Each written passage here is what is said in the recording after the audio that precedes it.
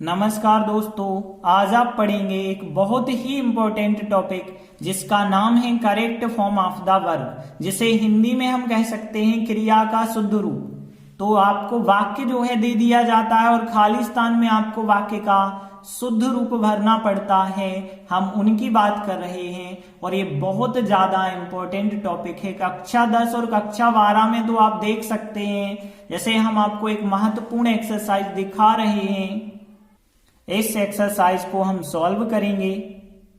यह एक्सरसाइज बहुत important exercise है और आप मिला सकते हैं। यह एक्सरसाइज वार्षिक परीक्षा में पूछी गई एक्सरसाइज है। तो हम शुरू करते हैं और इसके महत्वपूर्ण नियम जल्दी से देख लेते हैं। कौन कौन से नियम हैं जिनके अनुसार हमें चलना पड़ेगा।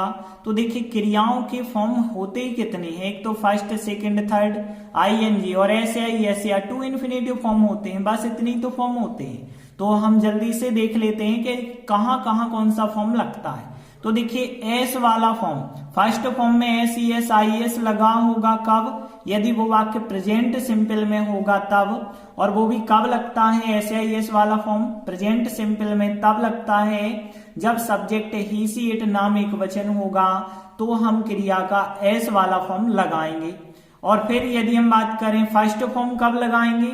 फर्स्ट फॉर्म हम प्रेजेंट सिंपल में लगाते हैं। यदि कोई वाक्य हमें लग रहा होगा प्रेजेंट सिंपल का है तो हम फर्स्ट फॉर्म लगाएंगे। और तब लगाएंगे जब आई वी यू दे या बहुवचन सब्जेक्ट होगा, तो उनके साथ हम जो है फर्स्ट फॉर्म लगा देंगे। फिर बाकी आगे बढ़े, डू डज डिड के साथ भी आपको फर्स्ट फॉर्म ही लगाना है। ध्यान रखना, डू डज डिड यदि पहले से आपको दिए जाते हैं, इनके बाद आपको कोई क्रिया भरनी होती है, तो आप फर्स्ट फॉर्म वाली क्रिया ही भरेंगे। आगे देखिए, यदि कोई मॉडल आ जाता है, मॉडल जैसे सेल विल भी एक मॉडल ही है, कैन कुड मे माइट, ये क्या होते हैं मॉडल। मॉडल के साथ भी आपको फर्स्ट फॉर्म ही भरना है। इसके बाद सेकंड फॉर्म आपको कब भरना है? पास्ट सिंपल में। केवल पास्ट सिंपल में ही हम सेकंड फॉर्म भर सकते हैं। आगे थर्ड फॉर्म हम कब भरते हैं? परफेक्ट टेंस में। परफेक्ट चाहे वो प्रेजेंट का हो, पास्ट का हो, फ्यूचर का हो, कोई भी परफेक्ट हो सकता है। तो परफेक्ट में पहचान आपको पता है, हैज हैव हैड के बिना परफेक्ट नहीं होता है। तो हैज हैव हैड लगा होगा तो हम परफेक्ट मानेंगे और थर्ड फॉर्म भर देंगे। पैसिव वॉइस में भी थर्ड फॉर्म का इस्तेमाल होता है। और सबसे इंपॉर्टेंट यही है, यदि आप क्लास 12th में हैं तो पैसिव वॉइस वाला ही थर्ड फॉर्म आपसे पूछा जाता है। इसके बाद आईएनजी कब लगाते हैं? कंटिन्यूअस टेंस में आईएनजी लगाते हैं और परफेक्ट कंटिन्यूअस टेंस में भी हम आईएनजी लगाते हैं। तो आपको ये सब नियम तो पता हो गए और बेसिक आपको पहले से ही पता थे। बाकी हम एक्सरसाइज में सब कुछ समझ लेते हैं। तो देखिए, शुरू करते हैं एक्सरसाइज और इसका पहला वाक्य है, our neighbours live here for 5 years। अब देखिए, कहा गया है rewrite the sentence using the correct tense of the verb. मतलब क्रिया का सही टेंस उपयोग करते हुए आपको इस वाक्य को रीराइट करना है, मतलब पुनः लिखना है। तो एक चीज याद रखना, जब भी लास्ट में सिंस फॉर टाइम दिया जाए तो उस वाक्य को परफेक्ट कंटिन्यूअस में तो हम बनाते हैं। अब परफेक्ट कंटिन्यूअस तो 3 होते हैं, प्रेजेंट का भी परफेक्ट कंटिन्यूअस, पास्ट का भी होता है, फ्यूचर का भी होता है। लेकिन आप जो है प्रेजेंट में बना देना, क्योंकि कहीं पास्ट की ओर तो कोई वर्ड संकेत नहीं दे रहा और फ्यूचर की ओर कोई संकेत होते ही नहीं है। तो जब भी इस प्रकार से वाक्य आए तो प्रेजेंट परफेक्ट कंटिन्यूअस के स्ट्रक्चर के द्वारा वाक्य को बना देना। तो देखिए, प्रेजेंट परफेक्ट कंटिन्यूअस का स्ट्रक्चर क्या होता है? सब्जेक्ट हैज हैव सहायक क्रिया, बीन लगा के आईएनजी फॉर्म लगाते हैं, फिर ऑब्जेक्ट सिंस फॉर टाइम। तो बिल्कुल ऐसे ही हम यहाँ पे लिखेंगे। सबसे पहले जो सब्जेक्ट है हमारा अवर नेबर्स, ये सब्जेक्ट लिखेंगे, मतलब हमारे पड़ोसी। अब देखिए, पड़ोसी यहाँ पे बहुवचन हो गए, तो बहुवचन हो गए तो हैज हैव में से हम सहायक क्रिया इस्तेमाल करेंगे हैव। हैव के बाद जो है हमें बीन लगाना पड़ेगा, तो बीन लिखा, और इसके बाद जो है क्या होता है आईएनजी फॉर्म, तो लिव जो क्रिया कोष्टक में लिखी है इसका आईएनजी फॉर्म लिख देना, लिविंग, और बाकी जो ऑब्जेक्ट है हियर और फॉर 5 इयर्स जो भी बचा है उसे आप वैसे ही लिख देना। तो इस प्रकार से हमारा आंसर बन जाएगा। तो आप ध्यान रखना हैज, हैव, बीन और आईएनजी फॉर्म आपको लिखना है। तो यहाँ नेवर्स के हिसाब से हैव बीन हमने लगाया और ING form, has have been बस आपको लगाना है। तो नेवर्स बहुवचन है हमारे पड़ोसी, इस वजह से हैव लगा के आंसर बनाया है। अगला वाक्य भी बिल्कुल आप देखेंगे इसी प्रकार से है। तो यहाँ they watch television since morning, यहाँ कहा गया है supply the correct tense of the verb in the bracket, जो ब्रैकेट में क्रिया दी गई है इसका करेक्ट टेंस के हिसाब से फॉर्म बनाना है। यहाँ भी लास्ट में सिंस मॉर्निंग दिया गया, इसी टेंस में फिर हम बनाएंगे। तो दे तो सब्जेक्ट वही रहेगा, लेकिन अब यहाँ हैज हैव बीन लगाएंगे हम। तो दे के साथ लगता है हैव, तो दे हैव बीन, और फिर यहाँ वाच क्रिया में आईएनजी लगा देंगे तो बन जाएगा वाचिंग, और बाकी टेलीविजन सिंस मॉर्निंग लिखेंगे। तो इस प्रकार आसानी से करेक्ट फॉर्म बन जाएगा। अगला सेंटेंस देखते हैं, वी लिव हियर सिंस 1952। देखिए फिर इसी प्रकार का वाक्य है, तो हमने वी लिखा, सहायक क्रिया हैज हैव बीन लगाएंगे, तो वी के साथ लगता है हैव, तो वी हैव बीन हमने लिखा, और लिव क्रिया में आईएनजी लगा देना, तो लिविंग हो जाएगा। और बाकी जो भी ऑब्जेक्ट है हियर सिंस 1952 इसको वैसे ही लिख देना। तो इस प्रकार से आपका आंसर बन जाएगा।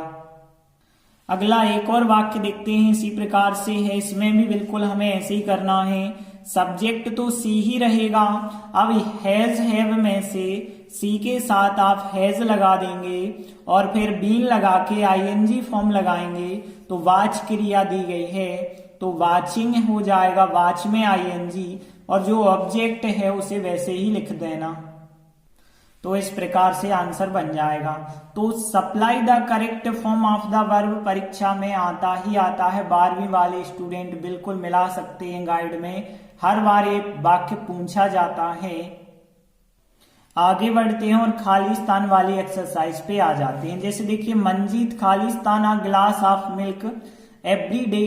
तो मंजीत के हिसाब से देखिए टेक आएगा या टेक्स आएगा। तो मंजीत एक नाम है एक व्यक्ति का, और आपने देखा प्रेजेंट सिंपल में ही सी इट नाम एक वचन के साथ एस वाला फॉर्म आता है, तो यहाँ टेक्स राइट आंसर हो जाएगा।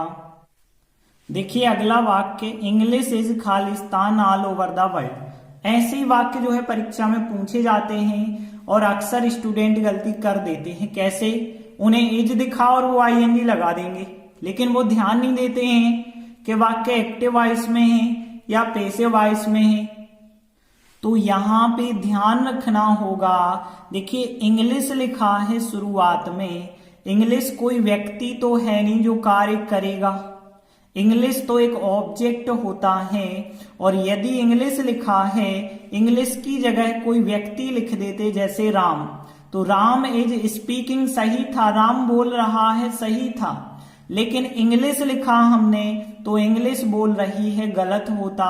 तो इंग्लिश इज आईएनजी नहीं होता, इंग्लिश इज थर्ड फॉर्म होता, पैसिव वॉइस का वाक्य होता। इस वजह से थर्ड फॉर्म राइट आंसर होगा। देखिए अगला वाक्य, the tallest of these boys खालिस्तान नेक्स्ट डोर टू मी। इसका मतलब क्या है? यहाँ पे इन लड़कों में से जो टॉलेस्ट लड़का होगा, मतलब जो सबसे ऊंचा या सबसे लंबा लड़का होगा, वो नेक्स्ट डोर टू मी मतलब जो है मेरे घर के आगे रहता है या रह चुका है। तो यहाँ पे इनमें से कौन सा फॉर्म भरा जाएगा? देखिए यहाँ पे यदि हम देखें तो इन लड़कों में से जो सबसे लंबा लड़का है उसकी बात हो रही है, एक लड़के की और एक लड़के की बात हो रही है, तो हैव तो लगेगा नहीं, हैव लिव्ड नहीं हो सकता। और हैव के साथ आईएनजी फॉर्म नहीं हम लगाते हैं, या तो लिव होगा या लिव्स होगा। और जब एक लड़के की बात हो रही है तो एक वचन है, इसलिए एस वाला फॉर्म आ जाएगा, लिव नहीं होगा। यहाँ पे ध्यान रखना, एक लड़के की बात हो रही है, यहाँ लिखे जरूर हैं बहुत सारे लड़के, लेकिन उनमें से टालेस्ट की बात हो रही है, टालेस्ट तो एक ही होगा, तो लिप्स यहाँ पे राइट आंसर हो जाएगा। अगला वाक्य देखिए, वी आर गोइंग खालिस्तान आमेश टुडे। अब देखिए गोइंग एक क्रिया पहले से आ जाती है तो दूसरी क्रिया टू लगा के हम लगाते हैं, तो यहाँ टू प्ले राइट आंसर हो जाएगा। ध्यान रखना, एक क्रिया जब भी आए तुरंत दूसरी क्रिया हम टू लगा के लगाएंगे, तो टू प्ले राइट आंसर होगा।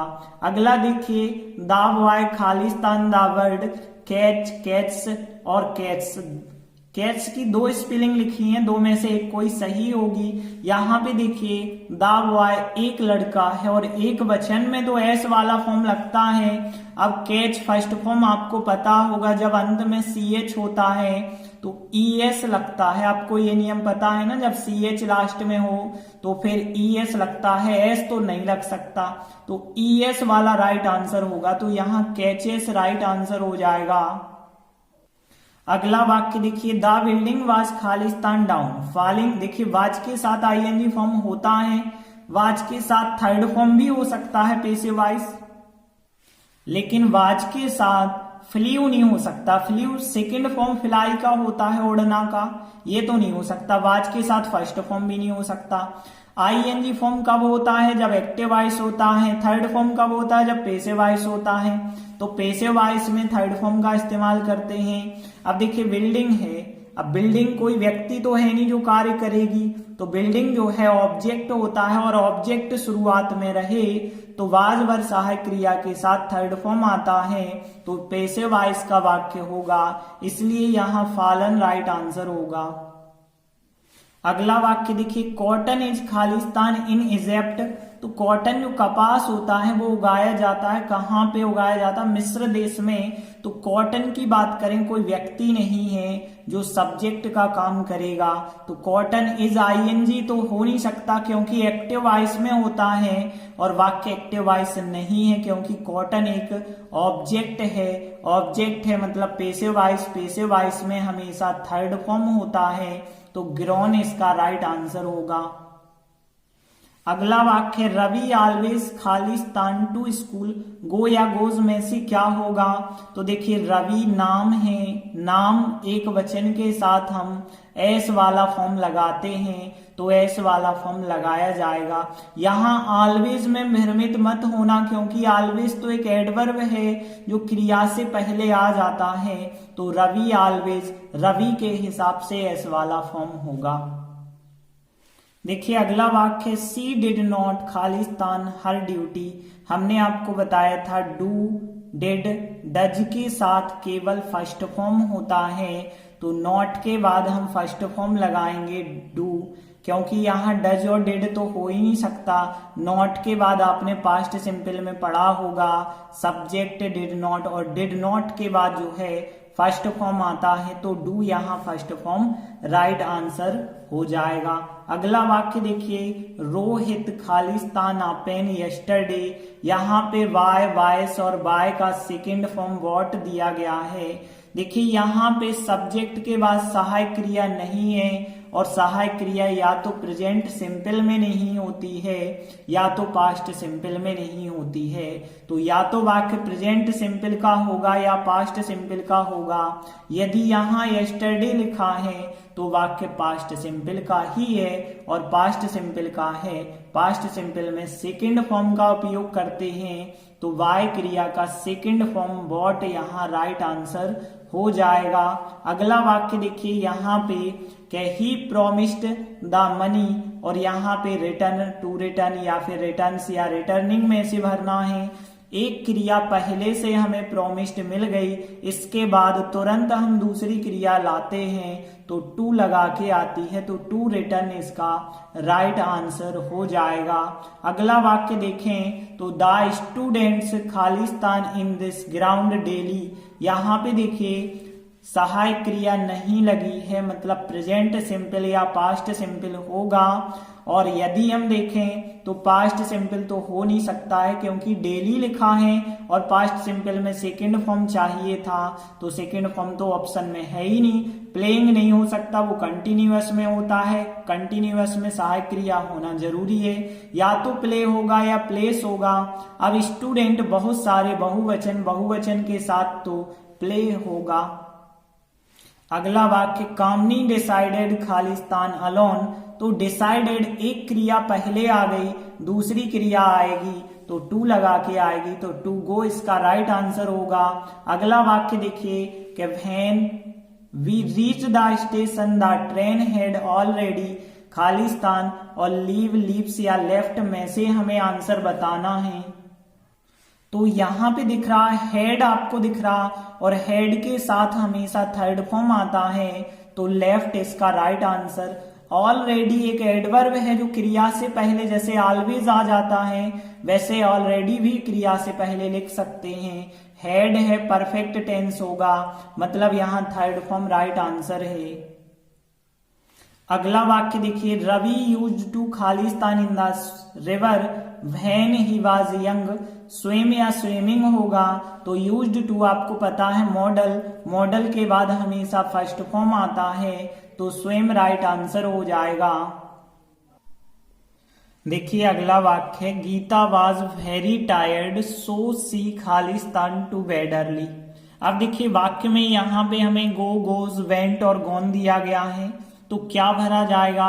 देखिए सब्जेक्ट के बाद सहायक क्रिया नहीं है, इसका मतलब है या तो वो प्रेजेंट सिंपल होगा या पास्ट सिंपल होगा।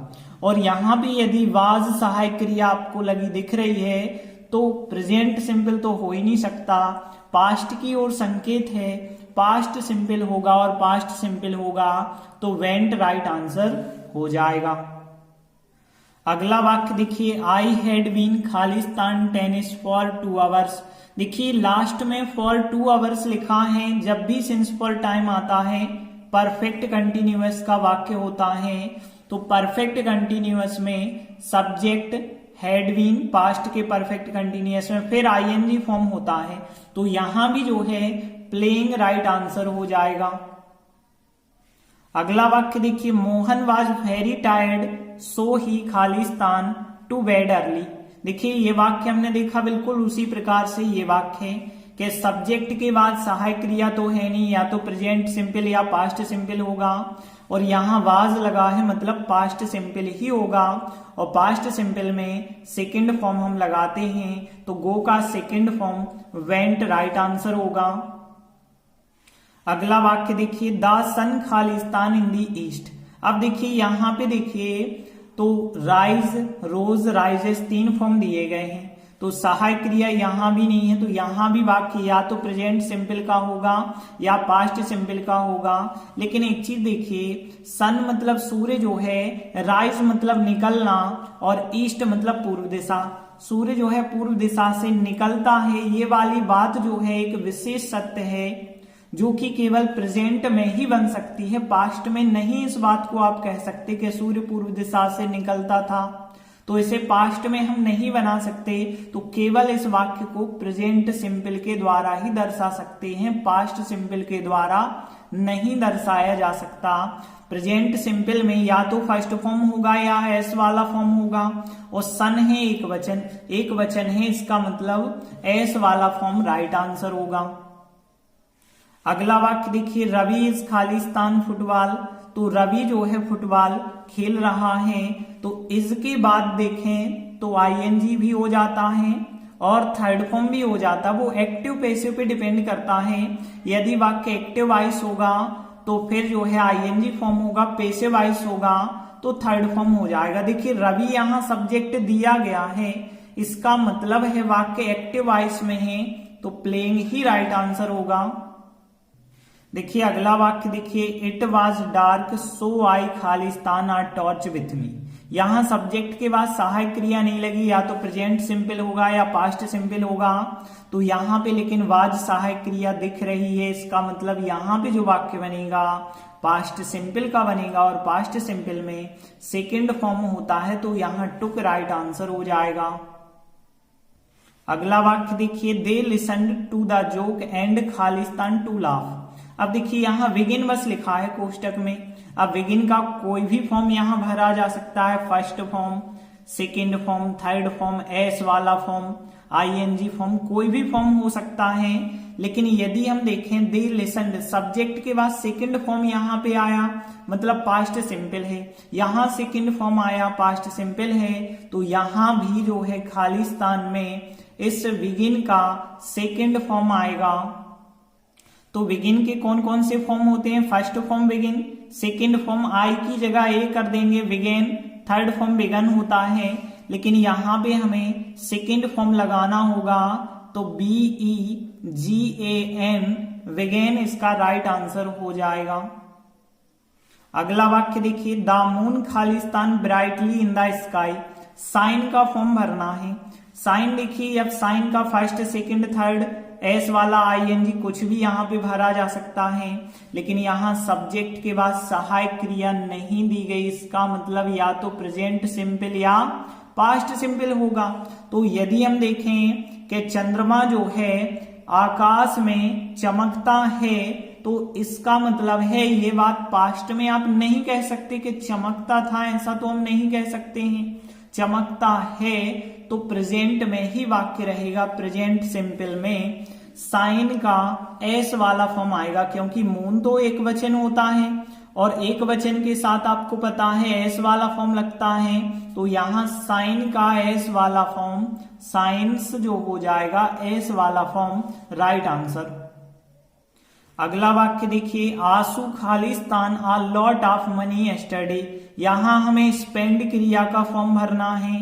देखिए सब्जेक्ट के बाद सहायक क्रिया नहीं है, या तो प्रेजेंट सिंपल होगा या पास्ट सिंपल होगा। यस्टरडे यहाँ लिखा हुआ है, मतलब बीता हुआ कल, पास्ट टेंस को दर्शाता है, तो यहाँ पे वाक्य जो होगा पास्ट सिंपल ही होगा।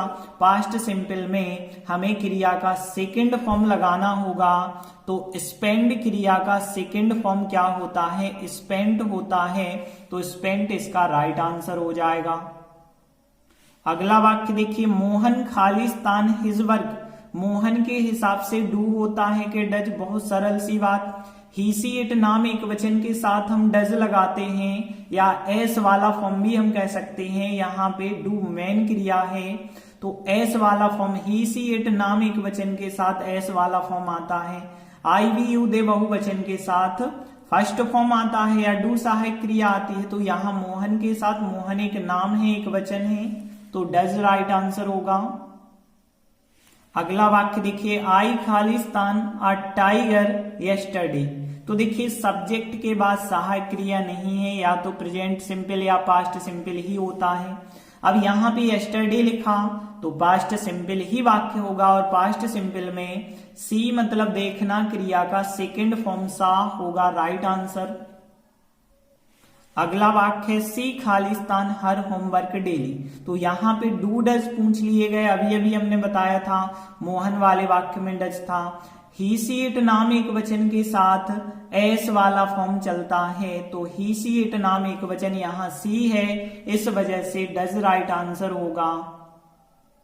अगला वाक्य देखिए, रेशमा ऑलवेज खालिस्तान फोक सॉन्ग्स ऑन टीवी। यहाँ सिंग और सिंग्स में से भरना। देखिए रेशमा नाम दिया है, नाम यदि एक वचन होता है तो हम एस वाला फॉर्म लगाते हैं, तो यहाँ सिंग्स राइट आंसर हो जाएगा।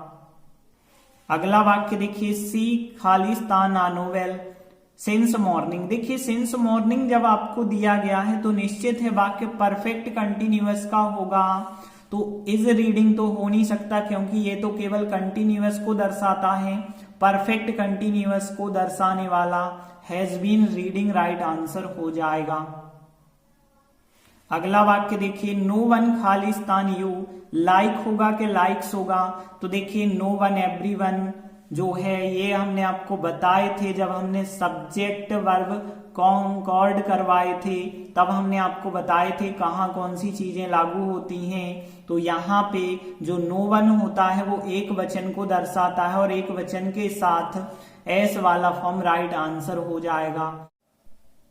अगला वाक्य देखिए, हरी विथ हिज सिस्टर खालिस्तान टू मार्केट। देखिए ये वाला बहुत इंपॉर्टेंट नियम था जब हमने जो है क्रिया और सब्जेक्ट का तालमेल आपको सिखाया था, तो उसमें हमने बताया था कि यदि विथ के द्वारा दो सब्जेक्ट जुड़े हैं, हिज सिस्टर और हरी दोनों विथ के द्वारा जुड़े हैं, तो फिर जो शुरुआत में सब्जेक्ट दिया जाता है उसके अनुसार क्रिया और सहायक क्रिया लगती है।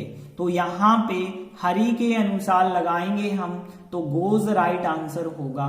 यहाँ पे वेंट क्यों नहीं हुआ, क्योंकि पास्ट टेंस की ओर कोई संकेत नहीं है और जो है गो हो नहीं सकता है। गो क्यों नहीं होगा, क्योंकि विथ के साथ यदि दो सब्जेक्ट जुड़े हों तो पहले सब्जेक्ट के अनुसार जो है क्रिया या सहायक क्रिया लगाते हैं, तो हरी के हिसाब से गोज राइट आंसर हो जाएगा। अगला वाक्य देखिए, सी हैज खालिस्तान आ लेटर। देखिए हैज लगा है, हैज हैव हैड के बाद आपको पता है थर्ड फॉर्म लगाया जाता है परफेक्ट टेंस में, तो यहाँ रिटर्न जो है राइट आंसर हो जाएगा। अगला वाक्य देखते हैं कि सी रिफ्यूज्ड खालिस्तान विथ मोहन। अब देखिए एक क्रिया रिफ्यूज्ड जब आ चुकी है, दूसरी क्रिया आएगी तो टू लगा के आएगी, तो टू गो इसका राइट आंसर हो जाएगा। तो इस प्रकार हमारी एक्सरसाइज कंप्लीट होती है। तो अब आपसे क्रिया का करेक्ट फॉर्म जो भी आए परीक्षा में आसानी से बन जाएगा। इन्हीं के अंतर्गत आपको परीक्षा में विकल्प देखने के लिए मिलेगा। तो आप अच्छे से इन नियमों को याद रखना ताकि कोई भी इन नियमों के अंतर्गत आ जाए आप आसानी से कर दो। धन्यवाद।